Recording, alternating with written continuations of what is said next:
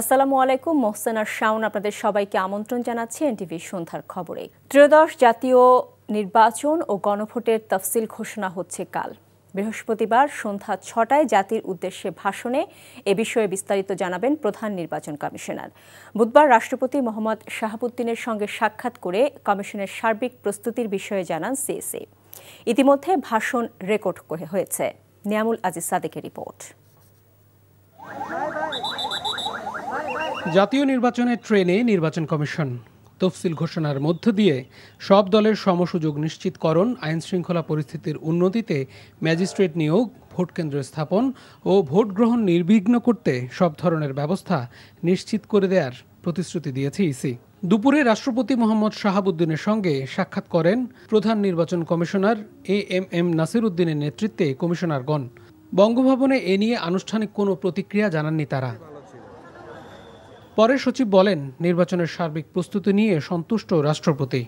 আমাদেরকে বলেছেন যে নির্বাচন কমিশন এগিয়ে যাচ্ছে এবং একটা ভালো, সুষ্ঠু এবং অর্থবহ নির্বাচনের জন্য যতটুকু সাহায্য, সহযোগিতা এবং সহানুভূতি ওনার দিক থেকে প্রয়োজন দেওয়ার সুযোগ আছে, উনি তার থেকে বেশি ছাড়া কম দিবেন না। রাষ্ট্রীয় সম্প্রচার মাধ্যম বিটিভি ও বাংলাদেশ বেতারে দুপুরে সিএসির ভাষণ রেকর্ড করা হয়। পরে সচিব জানান, তফসিলের বিষয়ে সিদ্ধান্তের কথা। আগামীকাল সন্ধ্যা ৬টার সময় তফসিল ঘোষণা করা হবে।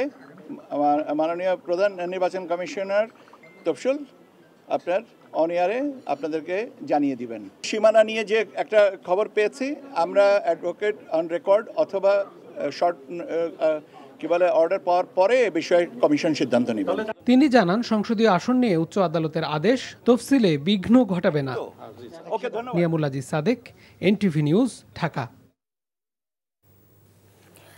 তফসিল ঘোষণার ঠিক আগেই পদত্যাগ করলেন দুই উপদেষ্টা আসিফ মাহমুদ সজীব ভুঁইয়া ও মাহফুজ আলম।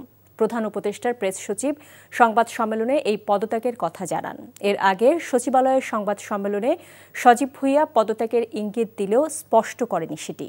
আসন্ন নির্বাচনে প্রতিদ্বন্দ্বিতা করার ইচ্ছাও ব্যক্ত করেন তিনি। নজরানা চৌধুরী রিপোর্ট। জুলাই অভ্যুত্থানের মাধ্যমে ২০২৪ সালের ৫ আগস্ট আওয়ামী লীগ সরকারের পতন হলে ৮ আগস্ট বর্তমান অন্তর্বর্তীকালীন সরকার দায়িত্ব নেয়। আর সেই সরকারের উপদেষ্টা হিসেবে শপথ নেন আসিফ মাহমুদ সজীব ভুঁইয়া এবং মাহফুজ আলম। এ অবস্থায় তারা দুজনই বিভিন্ন সময়ে আগামী জাতীয় নির্বাচনে প্রতিদ্বন্দ্বিতা করার ইচ্ছা ব্যক্ত করে তফসিল ঘোষণার আগে উপদেষ্টা পদ থেকে পদত্যাগ করার কথা বলেছিলেন। অবশেষে বৃহস্পতিবার তফসিল ঘোষণা করা হবে। এমন অবস্থায় বুধবার পদত্যাগ করলেন সজীব ভুঁইয়া ও মাহফুজ আলম। তথ্য সম্প্রচার উপদেষ্টা মোহাম্মদ মাহফুজ আলম এবং স্থানীয় সরকার, পল্লী উন্নয়ন, সমবায় মন্ত্রণালয় এবং যুব ক্রীড়া মন্ত্রণালয়ের উপদেষ্টা আসিফ মাহমুদ সজীব ভুঁইয়া আজ বিকেল ৫টা নাগাদ প্রধান উপদেষ্টা প্রফেসর মোহাম্মদ ইউনূসের কাছে রাষ্ট্রীয় অতিথি ভবন যমুনায় উপস্থিত হয়ে পদত্যাগপত্র জমা দিলে প্রধান উপদেষ্টা তা গ্রহণ করেন। তাদের পদত্যাগ নির্বাচন কমিশন তফসিল ঘোষণার সাথে সাথে কার্যকর হবে। এর আগে সচিবালয়ে এক সংবাদ সম্মেলনে পদত্যাগের নানা ইঙ্গিত দিলেও পদত্যাগ করেছেন কিনা তা স্পষ্ট করেননি সজীব ভুঁইয়া। নির্বাচন করার ইচ্ছা ব্যক্ত করলেও কোন রাজনৈতিক দল বা কোন আসন থেকে করবেন তা নিশ্চিত হতে আরো কয়েকদিন অপেক্ষা করতে বলেন তিনি। আমি নির্বাচন করব, কিন্তু কোথায় করব, কোন দল থেকে করব সেটা পরবর্তী ডিসকাশন। যারা গণঅভ্যুত্থানে আমার সহযোগিতা ছিলেন তারাই সেই দলটা করেছে। তবে আমি আরো অনেক আগেই বলেছি যে এটা ধরে নেওয়া ঠিক হবে না যে আমি সেই দলেই যুক্ত হব বা অংশগ্রহণ করব। তবে আশা করি আগামী কয়েকদিনের মধ্যে সবকিছু পরিষ্কার হবে। সংবাদ সম্মেলনে সজীব ভুঁইয়া তার দায়িত্ব পালনকালে এলজিআরডি মন্ত্রণালয় এবং যুব ও ক্রীড়া মন্ত্রণালয়ের উল্লেখযোগ্য অর্জনের কথা তুলে ধরেন। নজরানা চৌধুরী, এনটিভি নিউজ, ঢাকা।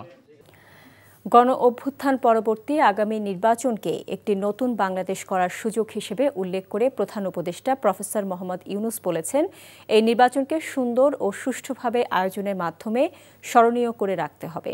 রাষ্ট্রীয় অতিথি ভবন যমুনা থেকে সারা দেশের উপজেলা নির্বাহী অফিসার ইউএনওদের সঙ্গে ভিডিও কনফারেন্সের মাধ্যমে নির্বাচন প্রস্তুতির বিষয়ে দিক নির্দেশনা প্রদানকালে প্রধান উপদেষ্টা একথা বলেন। প্রধান উপদেষ্টা এ সময় ইউএনওদের উদ্দেশ্যে বলেন, ইতিহাস নতুন করে একটি সুযোগ দিয়েছে, অন্য জেনারেশন এই সুযোগ পাবে না। এই সুযোগকে কাজে লাগাতে পারলে নতুন বাংলাদেশ করা সম্ভব হবে, আর যদি না পারে তাহলে জাতি মুখ থুবড়ে পড়বে। সকল জেলা প্রশাসক, বিভাগীয় কমিশনার এবং মন্ত্রী পরিষদ বিভাগের কর্মকর্তাগণ এ সময় অনলাইনে যুক্ত ছিলেন। প্রধান উপদেষ্টা বলেন, বিগত আমলে যে নির্বাচনগুলো হয়েছে সেগুলো নির্বাচন নয়, প্রতারণা হয়েছে।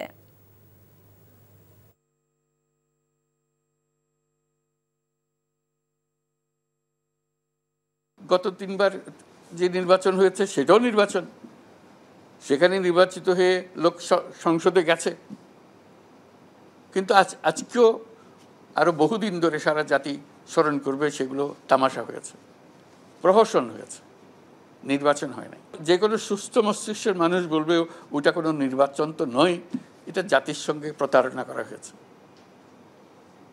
এবং আজকে যেরকম তোমরা বিভিন্ন উপজেলাতে আছো, দায়িত্ব নিয়ে গেছো, সেখানে সেই নির্বাচনগুলো তো উপজেলা নির্বাহী অফিসার গিয়েছিল, তার দায়িত্ব পালন করেছিল, এই প্রতারণায় অংশগ্রহণ করেছিল, যেহেতু সেভাবেই পরিবেশটা তৈরি করা হয়েছিল।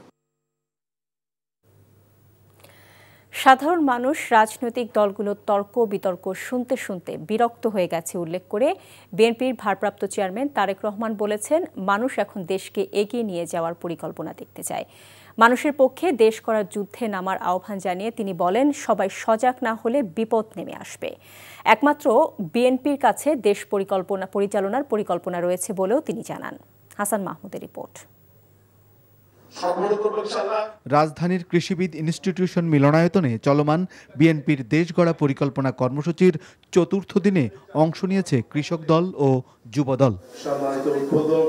লন্ডন থেকে ভার্চুয়ালি যুক্ত হয়ে বিএনপির ভারপ্রাপ্ত চেয়ারম্যান তারেক রহমান বলেন, মানুষ এখন আর রাজনীতিবিদদের তর্ক বিতর্ক ও কথা শুনতে চায় না। এর এটা ভালো না, ওর ওটা ভালো না, এটা খারাপ বলেছে, ওটা খারাপ বলেছে, ও খারাপ লোক, ও খারাপ লোক। এই সাধারণ মানুষরা এইসব ডিবেট শুনতে শুনতে শুনতে ফেড আপ হয়ে গেছে। এই যেসব কথাবার্তা আমার নিজেরই বিরক্তি লাগে, তাহলে বুঝেন সাধারণ মানুষের কথাটা বিরক্তি লাগতো। আরে ভাই, তাকে বলতে হবে আপনি কিভাবে আইন শৃঙ্খলা ব্যবস্থা ঠিক রাখবেন। মানুষ একদম ক্লিয়ার রাস্তা দেখতেছে। ওকে, তুমি রাজনৈতিক দল, তুমি নিজেকে ডিমান্ড করছো তুমি বাংলাদেশের জনপ্রিয় দল, তুমি নিজেকে ডিমান্ড করছো তুমি সবচেয়ে বড় দল, তাহলে বলো তুমি আমার জন্য কি করবে, তোমাকে যদি আমি সুযোগ দেই। নারীদের স্বাবলম্বী করা, 5 বছরে 25 কোটি গাছ লাগানো, কর্মসংস্থান, প্রাথমিক শিক্ষার উন্নয়ন, কৃষির মেরুদণ্ড শক্তিশালীকরণ, যে কোনো মূল্যে খাল খনন কর্মসূচি চালু করা, রপ্তানি বৃদ্ধি সহ বেশ কিছু পরিকল্পনার কথা জানান তারেক রহমান। বলেন, সেজন্য দরকার ধানের শীষে ভোট। এবার শুধু পারবো বললে হবে না, সহকর্মীবৃন্দ, করতে হবে, কাজটি করতে হবে, এর কোনো বিকল্প নেই। আদারওয়াইজ এই দেশ এবং জাতি ধ্বংস হয়ে যাবে আমরা যদি সজাগ না হই। ধানের শীষকে জিতাতে হবে, এর কোনো বিকল্প নাই। ধানের শীষকে জিতানোর মাধ্যমে জনগণের যে পরিকল্পনা, জনগণের পক্ষের যে পরিকল্পনা, সেটিকে বাস্তবায়ন করতে হবে, এর কোনো বিকল্প নাই। এর আগে দেশ গড়ার পরিকল্পনা কর্মসূচিতে অংশ নেন বিএনপির সিনিয়র নেতারা। এই দেশের জন্য দেশনেত্রী বেগম খালেদা জিয়ার এই মুহূর্তে এত প্রয়োজন যে একজন স্বীকৃত অভিভাবক বাংলাদেশের। 31 দফা সংস্কার ও দেশ গড়ার পরিকল্পনা বাস্তবায়নে জনগণকে সম্পৃক্ত করার আহ্বান জানান বক্তারা। Hasan Mahmud, NTV news, Dhaka. টানা 18 দিনের মতো রাজধানীর এভারকেয়ার হাসপাতালে ভর্তি আছেন সাবেক প্রধানমন্ত্রী ও বিএনপি চেয়ারপারসন বেগম খালেদা জিয়া। উন্নত চিকিৎসার জন্য দেশের বাইরে নেওয়ার কথা থাকলেও বিভিন্ন জটিলতায় তাকে আর দেশের বাইরে নেওয়া সম্ভব হয়নি। গত 23 নভেম্বর রাতে হঠাৎ শ্বাসকষ্ট দেখা দিলে হাসপাতালে ভর্তি করা হয়। গত 27 নভেম্বর শারীরিক অবস্থার আরও অবনতি হলে তাকে সিসিইউতে ভর্তি করা হয়। সাবেক এই প্রধানমন্ত্রীর স্বাস্থ্যের তেমন উন্নতি না হওয়ায় এখনও সিসিইউতে রেখেই চিকিৎসা দেওয়া হচ্ছে।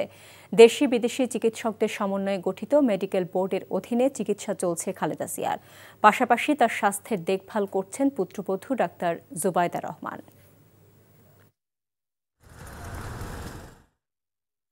জুলাই আগস্ট হত্যা মামলায় হাসিনা পুত্র সজীব ওয়াজেদ জয়কে হাজির হতে পত্রিকায় বিজ্ঞপ্তি দেওয়ার নির্দেশ দিয়েছে আন্তর্জাতিক অপরাধ ট্রাইব্যুনাল ১। এছাড়া সালমান এফ রহমান ও আনিসুল হকের অভিযোগ গঠনের শুনানি আগামী ১৭ ডিসেম্বর ধার্য করেছে ট্রাইব্যুনাল। বিদেশি আইনজীবী নিয়োগ চেয়ে তাদের আবেদনের শুনানি ওই দিনই হবে। তামজিদ সুমনের রিপোর্ট।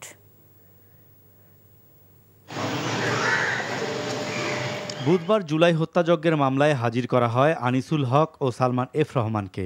এই মামলায় অভিযোগ গঠনের শুনানির দিন ধার্য করা হয়েছে ১৭ ডিসেম্বর। আনুষ্ঠানিক বিচার প্রক্রিয়া শুরুর আগে বিদেশি আইনজীবী নিয়োগ চেয়ে ট্রাইব্যুনালে আবেদন করেছেন এই দুই আসামি। তবে এ বিষয়ে পরে সিদ্ধান্ত দেওয়ার কথা জানিয়েছে আন্তর্জাতিক অপরাধ ট্রাইব্যুনাল ১। বিদেশি আইনজীবী নিয়োগ করার বিধান আমাদের ইন্টারন্যাশনাল ক্রাইমস ট্রাইব্যুনাল অ্যাক্টে রাখা হয়েছে, কিন্তু সেটা একটা শর্ত জুড়ে দেওয়া আছে, যদি তাদের পূর্ব অনুমতি থাকে বার কাউন্সিল থেকে। প্রায়র পারমিশন শব্দটা এখানে আছে, কিন্তু ওনারা করেছেন কি, ওনারা এসে কোর্টের কাছে আগে আসছেন এবং আমরা এটা সাবমিট করেছি যে আদালত এই স্ট্যাটিউট যেটা আছে, অর্থাৎ বিধিবদ্ধ যে আইন আছে, এর বাইরে কোনো আদেশ দিতে পারবেন না। তা আদালত এটা শুনেছেন, দুই পক্ষকে শুনে পরবর্তীতে এটা আদেশ দেবেন বলেছেন। এদিন ইন্টারনেট বন্ধ করে হত্যাযজ্ঞের সহায়তা করা এবং লাশ ও আলামত গুমের মামলায় হাজির করা হয় সাবেক আইসিটি প্রতিমন্ত্রী জুনায়েদ আহমেদ পলককে। আর হাজির না হওয়া হাসিনা পুত্র সজীব ওয়াজেদ জয়কে হাজির করতে পত্রিকায় বিজ্ঞপ্তি দেওয়ার নির্দেশ দেওয়া হয়েছে বলে জানান চিফ প্রসিকিউটর তাজুল ইসলাম। গোটা দুনিয়ার কাছ থেকে এই গণহত্যার তথ্য লুকানোর চেষ্টা করেছিল, সেটার মাস্টার মাইন্ড কিন্তু সে সজীব ওয়াজেদ জয়, এবং সেটা বাংলাদেশে থেকে এই পরিকল্পনার বাস্তবায়ন করেছেন জুনায়েদ আহমেদ পলক। আগামী ১৭ ডিসেম্বর পত্রিকা বিজ্ঞপ্তি অন্তে এটাকে আবার রিপোর্ট আকারে দাখিল করার জন্য ট্রাইব্যুনালে দাখিল করার জন্য নির্দেশ দেওয়া হয়েছে। ১৭ তারিখে এটার উপরেও পরবর্তী আদেশ দেওয়া হবে। এদিকে আবু সাইদ হত্যা মামলায় সাক্ষ্য দিয়েছে আরও ২ জন। এই নিয়ে এই মামলায় সাক্ষী দিলেন ২৪ জন। Tamjid Suman, NTV news, Dhaka. অনুমোদনহীন মোবাইল ফোন আমদানি বন্ধের বিরুদ্ধে বিটিআরসির নেয়া NEIR পলিসি সংস্কার এবং মুঠোফোনের উন্মুক্ত আমদানির সুযোগের দাবিতে রাজধানীর কাউরান বাজারের সার্ক ফোয়ারা মোড় অবরোধ করে বিক্ষোভ করছেন ব্যবসায়ীরা। এতে ওই সড়ক দিয়ে চলাচলকারী চরম ভোগান্তিতে পড়েছেন। বিকেল ৫:৩০টায় ব্যবসায়ীরা সড়ক অবরোধ করে বিক্ষোভ শুরু করেন। অবরোধের কারণে বন্ধ রয়েছে যান চলাচল। বিক্ষোভকারীরা সড়কে আগুন জ্বালিয়ে যানবাহন ভাঙচুর করেছেন বলে জানা গেছে। ব্যবসায়ীদের দাবিগুলোর ভেতর রয়েছে NEIR সংস্কার, সিন্ডিকেট প্রথা বাতিল এবং বিদেশ থেকে আমদানি ফোনে কর হার কমানো। তাদের অভিযোগ, NEIR বাস্তবায়িত হবে মোবাইল ফোন ব্যবসায়ীরা। সরকারের সিদ্ধান্ত অনুযায়ী টেলিযোগাযোগ খাতে নিরাপত্তা নিশ্চিত এবং অনিবন্ধিত মোবাইল ফোনের ব্যবহার রোধ করতে আগামী ১৬ ডিসেম্বর থেকে বিশেষ ব্যবস্থা চালু হওয়ার কথা রয়েছে, যেখানে রেজিস্ট্রেশনবিহীন মোবাইলগুলোকে বন্ধ করে দেওয়া। রাজশাহীর তানোরে গভীর নলকূপের প্রায় ৫০ ফুট গভীরে পড়ে আটকে পড়েছে ২ বছরের এক শিশু। দুপুর ১টার দিকে তানোর উপজেলার কোয়েলহাট গ্রামে মায়ের সাথে খেলতে এসে গভীর নলকূপের খোলা মুখ দিয়ে ভেতরে পড়ে যায় শিশু সাজেদ। খবর পেয়ে দুপুর ১:২০ থেকে ফায়ার সার্ভিসের একটি ইউনিট ঘটনাস্থলে পৌঁছায়। তবে ভেকু না থাকায় উদ্ধার অভিযান শুরু করতে দেরি হয়। পরে ফায়ার সার্ভিসের আরও ২টি ইউনিট এবং ভেকুর সমন্বয়ে উদ্ধার অভিযান চলছে। ফায়ার সার্ভিসের রাজশাহী জেলার সহকারী পরিচালক দিদারুল আলম জানান, এখন পর্যন্ত শিশুটি জীবিত আছে বলে মনে হচ্ছে। তাকে অক্ষত উদ্ধারের জন্য সর্বোচ্চ চেষ্টা করা হচ্ছে। অক্ষত যদি ভিকটিম যদি আমরা উদ্ধার করতে চাই, তাহলে আমাদের এক্সকেভেটর ছাড়া একে উদ্ধার করা সম্ভব না। আমাদের অন্য কোনো আমরা প্রসেস আছে। যদি লাইভ ভিকটিম যদি মৃত যদি থাকে বলে মনে হয়েছে, তাহলে আমরা অন্য প্রসেস করতাম। আমরা মনে করি ভিকটিম হয়তো জীবিত আছে, এই জন্য আমরা এক্সকেভেটরের মাধ্যমে মাটি খনন করে আমরা ভিকটিম আমরা উদ্ধার করার চেষ্টা করছি।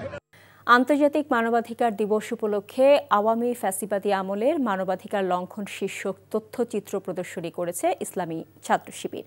ঢাকা রিপোর্টার্স ইউনিটিতে তথ্যচিত্র প্রদর্শনীতে আওয়ামী শাসনামলে সংঘটিত গুম, হত্যা, বেআইনি আটক, নির্যাতন সহ বিভিন্ন মানবাধিকার লঙ্ঘনের চিত্র উপস্থাপন করা হয়। বক্তারা এসব ঘটনার নিরপেক্ষ তদন্ত, ভুক্তভোগীদের পুনর্বাসন এবং দায়ীদের বিচারের আওতায় আনার দাবি জানায়। সেমিনারে বক্তারা গুমের শিকার শিবির নেতাদের সন্ধান দাবি করেন। বলেন, শিবিরকে দমন করতে আদর্শিকভাবে না পেরে হাসিনার মতোই রাজাকার ট্যাগ দিচ্ছে একটি দল। অথচ ২০ বছর তাদের সাথে ছিলাম, তখন তাদের এগুলো হুঁশ ছিল না। আমরা গণহত্যাকারী, আমরা স্বাধীনতা বিরোধী, আমরা রাজাকার। তখন আমরা তুলসী পাতা ছিলাম, দুধে ধোয়া তুলসী পাতা ছিলাম, বলছে আমাদের ভিতরে কোনো রাজাকার নাই, যে মন্ত্রিত্ব যাদেরকে দেওয়া হয়েছে তারা আসলে এরকম রাজাকারের তালিকার মধ্যে নাই। একই মুখে আবার বলতেছে এরা নাকি গণহত্যাকারী রাজাকার। রাজনৈতিক স্বার্থ উদ্ধারের জন্য এরকম চরিত্র যুগে যুগে, এমন ফ্যাসিবাদী চরিত্র আমরা এক একটা রাজনীতিবিদদের মধ্যে এরকম দেখতে পাই। এটা লজ্জাজনক, দুর্ভাগ্যজনক।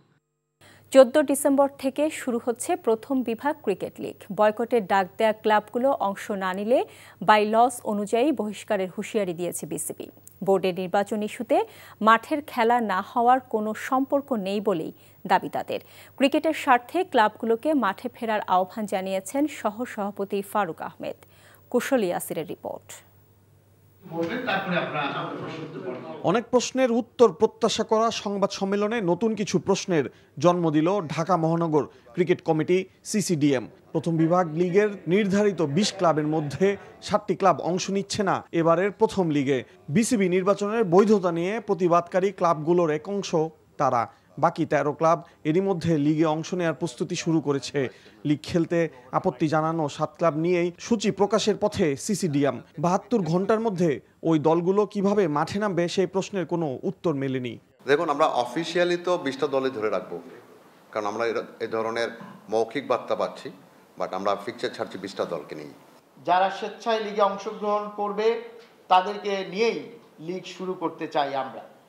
লিগে অংশ না নিলে বাইলজ অনুযায়ী কঠোর সিদ্ধান্ত নিতে হবে বিসিবি এবং সিসিডিএমকে।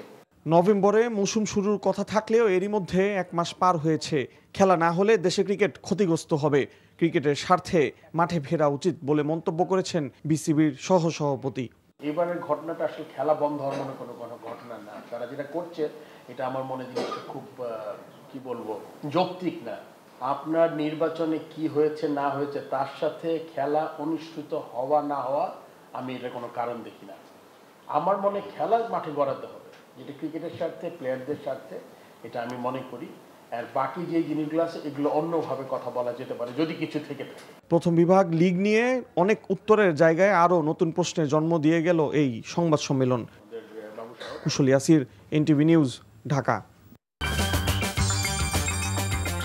এই ছিল সন্ধ্যার খবরে। এই খবরের ভিডিও সহ আপডেট জানতে ভিজিট করুন এনটিভি অনলাইন www.ntvbd.com। এছাড়া এনটিভি জনপ্রিয় সব অনুষ্ঠান ও খবরের আপডেট জানতে ভিজিট করুন আমাদের ইউটিউব ও ভেরিফাইড ফেসবুক পেজ। রাত 10:30টায় রাতের খবর দেখার আমন্ত্রণ রইল। এতক্ষণ সাথে থাকার জন্য সবাইকে ধন্যবাদ।